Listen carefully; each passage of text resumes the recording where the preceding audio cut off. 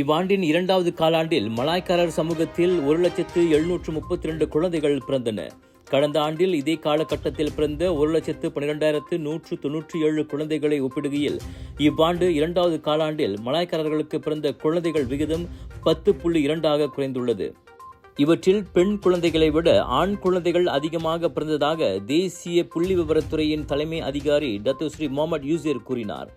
இவ்வாண்டின் 2வது காலாண்டில் 51,759 ஆண் குழந்தைகளும் 48,973 பெண் குழந்தைகளும் பிறந்துள்ளன.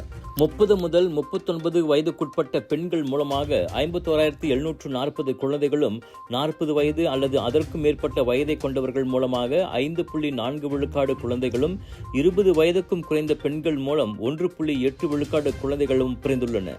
இவற்றில் ஸ்லாங்கூரில் அதிகமாக 19,320 குழந்தைகள் பிறந்த வேளையில் லாப்வான் கூட்டரசு பிரதேசத்தில் குறைந்த அளவில் 324 குழந்தைகள் பிறந்தன.